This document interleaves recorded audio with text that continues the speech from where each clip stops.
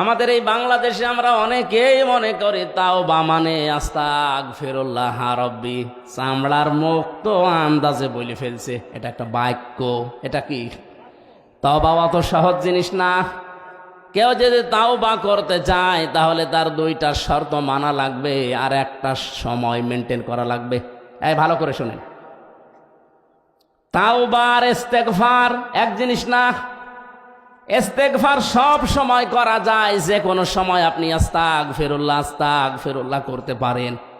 কিন্তু তাওবা যদি কেউ করে, আল্লাহ এত দামি জিনিস এটা, নবীজি বলেন কেউ যদি তাওবা করে ওর পেছনের অপরাধ শুধু মাফ হয়ে যায় না, পুরা জায়গাটা আল্লাহ নেকি দিয়ে পাল্টিয়ে দেয়।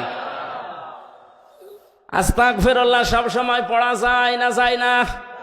সব সময় আপনি আস্তাগফিরুল্লাহ পড়তে থাকলে আপনার দোয়া কবুল হওয়ার